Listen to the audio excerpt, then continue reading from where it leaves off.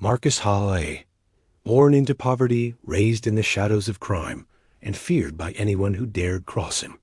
By the time he was in his 20s, he controlled entire neighborhoods, manipulated rivals, and outsmarted the law at every turn. This is the story of how a streetwise boy became a kingpin, building an empire that no one thought possible, and a legacy that would leave a city trembling. Marcus Hale was born into a world where hope was scarce and survival demanded constant vigilance.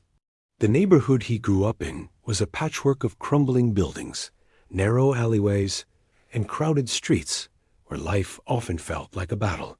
Families struggled to put food on the table, schools were underfunded, and opportunities for advancement were nearly non-existent. Crime wasn't a choice for many, it was a necessity. For young Marcus, it became a way to survive, to assert some control in a world that seemed determined to keep him powerless. From an early age, Marcus learned lessons most children would never have to face. He watched neighbors fall victim to theft, assault, or addiction. He saw the invisible line between life and death drawn by the people who ruled the streets. At first, his involvement was small. Stealing bread or clothes wasn't a thrill, it was survival. Yet even these minor acts demanded cleverness, quick thinking, and an ability to read people, skills that would later become invaluable in his criminal career. The streets were harsh teachers. Marcus observed the hierarchy of gangs, noting who commanded respect, who was feared, and who could be manipulated. He learned that loyalty could be bought, but betrayal often came at a high cost. The lessons were brutal. A mistake could mean injury, imprisonment, or worse. At 10, he witnessed a local thief beaten within an inch of his life for crossing a gang leader. That day, Marcus understood that in his world, intelligence and caution were as necessary as strength. Family life offered little protection. His father, a laborer struggling to hold jobs, was often absent, leaving Marcus to navigate the streets largely on his own. His mother, worn down by hardship, did what she could, but her love could not shield him from the dangers surrounding him. From a young age, Marcus relied on his wits, learning how to blend in, how to avoid detection, and how to exploit the cracks in a city's fragile order. He became adept at observing patterns when police patrolled certain streets, which businesses could be robbed without consequence, and which adults might turn a blind eye for the right price. Despite the grim environment, Marcus possessed a sharp mind and a natural charisma. People listened when he spoke, even at a young age. He had an uncanny ability to predict outcomes and manipulate situations to his advantage. While other children played, he analyzed, calculated, and experimented with small schemes. Every theft, every shortcut, every risk taken added to his knowledge, shaping him into someone who would not just survive, but thrive in a world built on danger. By his early teens, Marcus had already begun to understand the unspoken rules of power on the streets. Respect was earned, fear was leveraged, and opportunity was rarely given. It was taken. Poverty had not only shaped his reality, but also hardened his resolve. The challenges that would have crushed others only fueled his ambition. In a neighborhood where most young men fell into crime without direction, Marcus developed a sense of strategy. He was learning the first, crucial steps of a path that would ultimately lead him far beyond the streets, into an empire built from the very struggles that had once threatened to destroy him. By the time Marcus Hale reached 16, the streets had become both his playground and his battlefield. The petty thefts and minor schemes of his childhood were no longer enough to satisfy his growing ambition. He wanted more than survival. He wanted influence, power, and a sense of control that few in his neighborhood ever achieved. The lessons he had learned from years of watching others fail or be destroyed had sharpened his instincts. Every move was calculated, every risk weighed against potential gain. Marcus began taking on more daring crimes. Small-scale burglaries became organized operations. He learned to identify targets that offered high reward with minimal exposure. Convenience stores, poorly monitored warehouses, and delivery trucks became his preferred prey. But Marcus didn't act alone. He surrounded himself with a group of younger boys who trusted him implicitly. They were skilled in ways that complemented his own strength's quick hands, fast feet, and an uncanny ability to spot weaknesses in any system. Together, they formed a network that, while informal, functioned with the precision of a well-oiled machine. Unlike many street-level criminals, Marcus had a mind for strategy. He observed law enforcement patterns, noting when patrols shifted, which officers were corruptible, and which neighborhoods received the least attention. He also studied rival gangs, understanding their territories, rivalries, and weaknesses. While other teenagers acted on impulse or bravado, Marcus's moves were deliberate. He avoided unnecessary violence, knowing that drawing attention too soon could end everything. The key, he realized, was to build power quietly, like water slowly eroding stone until it could reshape the landscape. It wasn't long before Marcus's reputation began to grow. Word spread that he was clever, ruthless, and impossible to predict. People who underestimated him paid the price, either through lost money, stolen goods, or bruised egos. But it wasn't just fear that made others respect him. It was his ability to inspire loyalty. He rewarded those who proved useful, protected them when danger arose, and gave them a sense of belonging in a world that offered them none. His influence extended beyond his immediate circle, touching every corner of the neighborhood where opportunities for advancement were scarce. As Marcus expanded his operations, he also began experimenting with more profitable but riskier ventures. Drug deals, smuggling small quantities of stolen goods, and running underground gambling networks introduced him to a world where money moved faster than the law could respond. With every successful venture, Marcus learned more about negotiation, timing, and deception. He realized that intelligence, patience, and timing were more powerful than brute force alone. Despite his growing success, Marcus remained cautious. He understood that visibility could be fatal. He maintained a low profile, using intermediaries to conduct transactions and keeping his personal life hidden. His early encounters with violence had taught him that survival required both physical agility and mental discipline. Every theft, every deal, and every move he made was a lesson in preparation, planning, and control. By the end of his 16th year, Marcus was no longer a boy learning the streets. He had become a strategist, a leader, and a force to be reckoned with. His name carried weight, whispered in fear and admiration alike. The foundation for a criminal empire had been laid, and Marcus Hale, who had once stolen bread to survive, was now building a network that would one day extend far beyond the alleys and back streets of his childhood. The path from survival to power had begun, and nothing in his world would ever be the same. Marcus Hale's rise was not without its dangers. By the time he was 17, he had crossed from petty crimes into the more serious world of armed robbery and underground smuggling. Each new venture brought higher stakes, greater rewards, and more attention from both rivals and law enforcement. Marcus quickly realized that the mistakes of his peers were lessons he could learn from without paying the same price. One failed robbery by a neighboring gang ended in bloodshed and arrests, and he observed quietly how the chaos left an opening for someone smarter, more careful, to step in. It was during a late-night heist that Marcus first felt the real weight of danger. A routine job, planned with precision, nearly went wrong when a patrol car unexpectedly drove past the scene. Marcus and his team had mere seconds to react, and the moment left them shaken. The brush with capture was more than fear, it was a warning. Survival in this world wasn't guaranteed by speed or strength alone. Marcus began to understand the importance of strategy, deception, and invisibility. The streets weren't just battlegrounds. They were chessboards, and every move had consequences.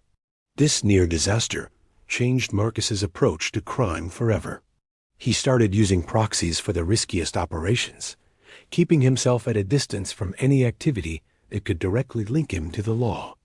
Lower-level associates were carefully selected and trained to follow his precise instructions, creating layers of separation between Marcus and the streets he controlled.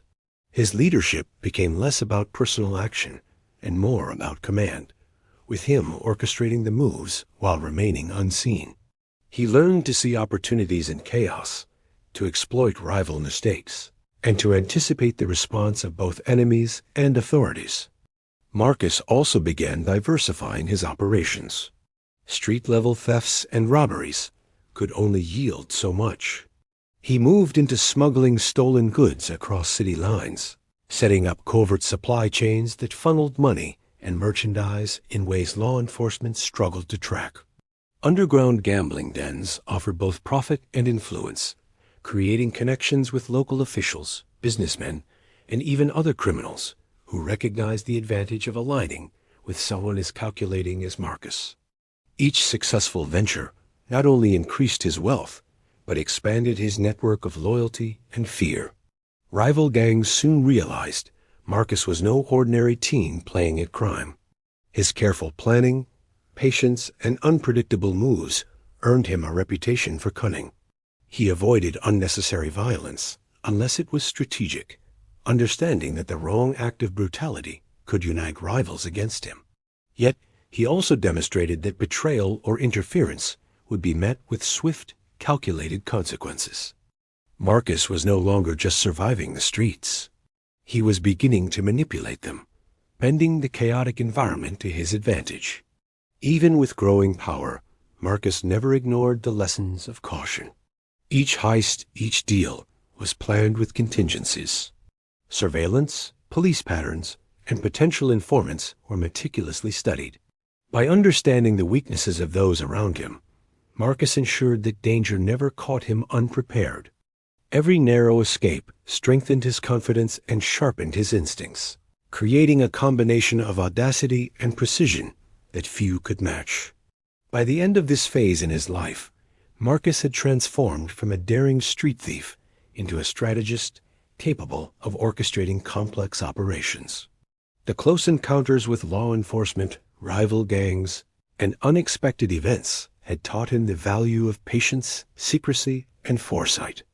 The line between survival and power had blurred, and Marcus Hale now understood that to truly rise, he needed more than luck. He needed a plan and a mind capable of seeing the streets as a web he could control. His empire was no longer a distant dream. It was quietly, methodically being built. By the time Marcus Hale reached his early 20s, his influence had grown far beyond the small streets of his youth. He no longer operated as a lone thief or small-time operator. He had become a master of organization, running a network that touched multiple neighborhoods and extended into lucrative illegal markets. Every move was calculated, every risk analyzed, and every relationship carefully managed. Marcus had learned that power was not only about fear, it was about control, reputation, and foresight. His empire was built on layers. Street-level enforcers handled the visible operations, taking orders without knowing the full scope of Marcus's reach. Middle managers coordinated shipments, ensured loyalty, and protected the inner workings of the organization. At the top, Marcus remained almost untouchable, a shadow orchestrating every aspect of the criminal machine. This structure allowed him to expand without exposing himself to the same dangers his predecessors had faced. He had learned the hard way that visibility could be fatal, and secrecy was his strongest weapon. Marcus diversified his operations with a precision that reflected his strategic mind. Drug distribution networks, smuggling operations, illegal gambling, and loan sharking became pillars of his empire, each reinforcing the other. Money flowed through a combination of street-level profits and legitimate fronts, nightclubs, small businesses, and property investments that masked the true scale of his wealth. Corruption was another tool in his arsenal. Police officers, politicians, and businessmen were quietly influenced through bribes, favors, or carefully constructed intimidation. Marcus understood that power extended beyond violence. Influence was often stronger when wielded subtly. While other gang leaders relied on brute force to maintain control, Marcus used psychology and strategy. Fear alone was never enough. He balanced it with rewards for loyalty and protection for those who served him well. This dual approach created devotion that rival gangs could not easily sway. When conflicts arose, Marcus struck with calculated efficiency, removing threats without unnecessary exposure. By the time his rivals realized the depth of his power, many had already lost their ability to challenge him. His empire was not just surviving, it was thriving, expanding into territories that had once seemed impenetrable. At the same time, Marcus remained acutely aware of his vulnerabilities. Every decision was measured, and he invested heavily in intelligence. Information about rival movements, law enforcement actions, and potential betrayals flowed through a network he controlled meticulously. Marcus had learned that even the strongest empires could crumble if one small mistake went unnoticed. His attention to detail ensured that his organization remained resilient, adaptable, and nearly untouchable. By the end of this period, Marcus Hale had transformed completely. He had moved from a street-smart teenager, surviving on instinct, into a calculated kingpin, controlling an empire that seemed almost invisible to the authorities. Streets that had once been chaotic and unpredictable were now mapped and managed under his influence. Loyalty, fear, money, and information were all tools he wielded with precision. His empire had reached a level of sophistication few imagined possible, and Marcus had proven that poverty could be transformed into power through cunning, strategy, and relentless ambition. The foundation of his legacy was no longer just survival, it was dominance, and the world he ruled was only beginning to understand the reach of Marcus Hale's influence. Even the most carefully built empires are vulnerable from within, and Marcus Hale soon learned this truth the hard way. By his mid-20s, he had established dominance over neighborhoods, criminal markets, and a network of loyal subordinates. Yet beneath the surface of success, envy and ambition were stirring. Not everyone within his inner circle shared his vision or his loyalty.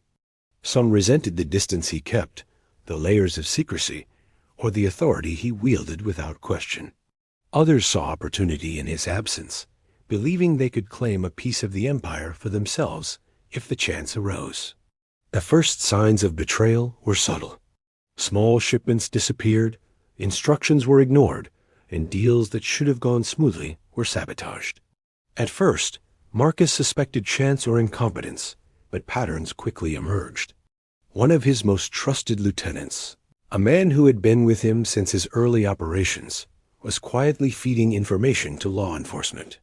The revelation was a shock, not because Marcus had been careless, but because he had never anticipated duplicity from someone so close. It was a stark reminder that trust in the world he ruled was always conditional. Marcus reacted with the precision that had defined his rise. He did not lash out impulsively. Instead, he began an investigation of his own, tracing leaks, monitoring behavior, and identifying those who were aligned against him. He understood that missteps could destroy him, and he could not afford error. The betrayal forced him to reevaluate every relationship, every operation, and every communication channel. Loyalty was no longer assumed. It had to be proven. Every subordinate became a potential risk, and Marcus approached his empire with renewed vigilance. At the same time, the betrayal revealed new opportunities. Marcus learned to exploit weakness, turning threats into advantages. Rival factions within his network were forced to reveal their intentions, and in doing so, he was able to neutralize them before they became a true danger. Punishments were swift, calculated, and public enough to send a message without drawing excessive attention from law enforcement. Fear and respect, already tools of his rule, became sharper weapons as Marcus reinforced his authority. The experience also reshaped the structure of his empire. He implemented tighter control over operations, increased the number of intermediaries between himself and the streets, and created redundancies that made betrayal less damaging. Intelligence gathering became central to his strategy, with informants and surveillance embedded throughout his organization. Marcus understood that power was fragile, and resilience was built not only through dominance, but through foresight. By the time the dust settled, Marcus Hale's empire had not only survived internal treachery, it had been strengthened by it. The lesson was clear. Trust could be a weapon as easily as a liability, and ambition within his ranks had to be anticipated, not ignored. Marcus had learned to manage fear and loyalty with the same skill he applied to crime and finance, turning potential disaster into consolidation of power. The streets had taught him that empires are never secure, but for Marcus, every challenge, every act of betrayal, was another step toward building an organization that could withstand any threat. His vision of dominance had become sharper, his resolve harder, and his reputation untouchable, even in a world where loyalty was fleeting and danger lurked at every corner. Despite his careful planning, Marcus Hale could not escape the inevitable scrutiny of law enforcement. By his late 20s, authorities had begun to recognize the scale of his operations. Surveillance teams mapped his neighborhoods. Financial analysts traced suspicious transactions, and undercover officers infiltrated some of his lower-level networks. Each investigation chipped away at the shadows Marcus had meticulously built, testing the strength of his empire and the precision of his strategy. Marcus remained calm. He understood that direct confrontation with law enforcement was dangerous, even for someone as calculated as him. Instead of reacting with panic, he studied the patterns of the investigations, identifying gaps, weaknesses, and predictable behavior in those who sought to bring him down. His first line of defense was distance. He remained invisible to the system, allowing others to take the risk while he controlled operations from behind the scenes. The genius of his empire was not its size or wealth, but its layered structure. Each level insulated the next, making it nearly impossible to trace activity directly to him. He also intensified his intelligence network. Trusted associates were planted in strategic positions, gathering information on police movements, political developments, and rival gangs that might exploit law enforcement pressure. Marcus understood that knowledge was power, and the more information he possessed, the better he could anticipate and manipulate outcomes. Every arrest of a lower-level member was analyzed, not only for its immediate threat, but for the insight it provided into the investigative methods of his pursuers. As pressure mounted, Marcus began using misdirection as a tool. False leads, staged transactions, and decoy shipments created confusion, wasting law enforcement resources and diverting attention from his true operations. While some rivals panicked under similar scrutiny, Marcus's discipline and foresight allowed him to remain several steps ahead. Even when authorities closed in on key associates, the evidence rarely connected back to him. Each close call reinforced the lesson that invisibility, patience, and cunning could be more powerful than violence or intimidation. At the same time, Marcus realized that external threats could be turned into opportunities. Rivals, facing similar scrutiny from police, became predictable. He leveraged their desperation, manipulating deals and alliances in ways that expanded his influence even as the authorities tried to contain him. The streets, which had once been chaotic and dangerous, became a chessboard where Marcus moved with deliberate precision. His empire adapted under pressure, growing stronger while others faltered. Despite his skill, Marcus was not immune to the tension of the moment. The knowledge that a single misstep could unravel years of work was a constant weight. Every decision was scrutinized, every communication measured, and every operation reassessed. The shadow of law enforcement forced him to innovate, to become more disciplined, and to refine the layers of secrecy that protected him. Marcus had always thrived under challenge, but now he faced the most sophisticated adversary of his career. By the end of this period, Marcus Hale had proven that even under the relentless pressure of law enforcement, his empire could survive and adapt. His strategic mind, combined with meticulous organization and the ability to manipulate both allies and enemies, ensured that he remained untouchable. While authorities chased shadows, Marcus continued to expand his reach, his power growing not despite the threat, but because of it. Every move reinforced his dominance, cementing his reputation as a criminal mastermind who could bend chaos to his will. As Marcus Hale's empire continued to expand, the streets became a battlefield, not only with law enforcement, but with rivals who dared challenge his authority. By his late 20s, Marcus had learned that threats were never purely external. They came in the form of ambitious gang leaders, disloyal associates, and opportunistic criminals ready to seize power the moment weakness appeared. Rival gangs, initially dismissive of his calculated approach, soon discovered that underestimating Marcus was a mistake that could cost everything. Marcus approached his enemies like a general surveying a battlefield. Every move was calculated, every strike planned with precision. He studied the habits, alliances, and weaknesses of rival factions, understanding that a hasty confrontation could destabilize his empire as easily as it could eliminate a threat. Instead of reckless violence, he employed strategy, cutting off revenue streams, isolating key players, and exploiting divisions within enemy ranks. By the time rivals realized what was happening, many had already lost the advantage and were forced to retreat or face permanent removal. The elimination of rivals was not only tactical but psychological. Marcus understood that reputation could be as powerful as force. Stories of his intelligence, foresight, and ruthlessness spread quickly, creating an aura that kept some adversaries at bay before any confrontation occurred. Fear and respect became intertwined, and neighborhoods once controlled by hostile factions slowly fell under his influence. Marcus's empire was no longer just a network of operations. It was a presence, a force that reshaped the social and criminal dynamics of entire areas.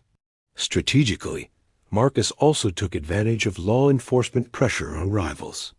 While authorities focused on dismantling competing gangs, he moved subtly to consolidate territory, absorb resources, and recruit loyal members. Those who sought to challenge him often found themselves caught in a crossfire of police action and Marcus's manipulation. The combination of external pressure and internal control allowed him to expand with minimal exposure, solidifying his dominance while remaining largely untouchable. At the same time, Marcus continued to refine his organization. He diversified operations further, introducing additional layers between himself and street-level crime.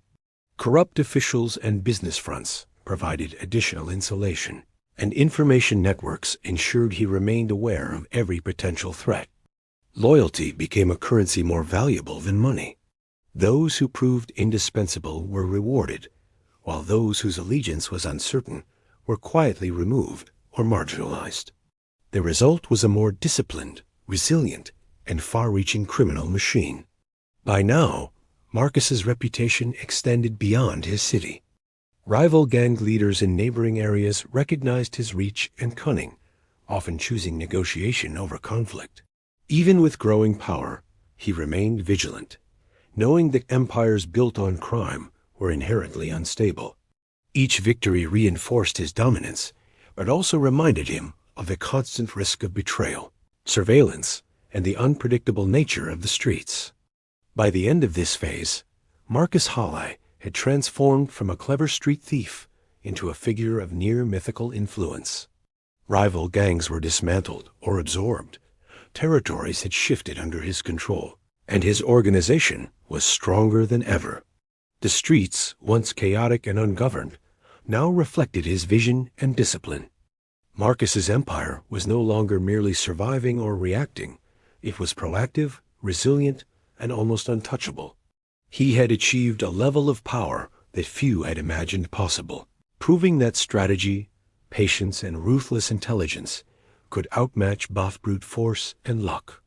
Years of calculated strategy, ruthless enforcement, and careful manipulation had transformed Marcus Hale from a streetwise teenager into a criminal mastermind whose influence stretched far beyond the neighborhoods of his youth. By his early 30s, Marcus controlled an empire that blended legality and crime with an almost seamless precision. Businesses that appeared legitimate masked smuggling operations, underground gambling rings generated vast sums while evading authorities, and his network of loyal associates extended into every corner of the city. Marcus had not only survived the dangers of the streets, he had reshaped them in his image. Even with immense power, Marcus never let complacency creep in. The lessons of betrayal, law enforcement pressure, and rival threats remained etched in his mind.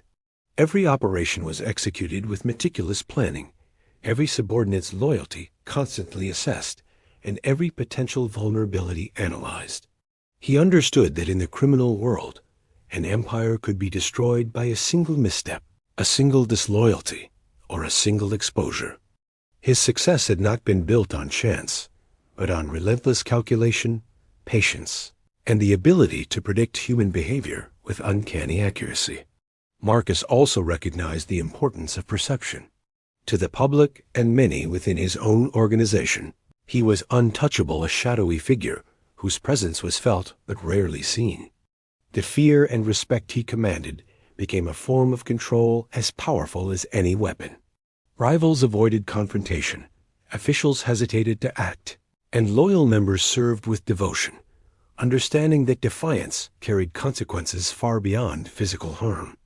Marcus's influence extended into the very social and economic structures of the neighborhoods he ruled, creating stability for those who served him and chaos for those who opposed him.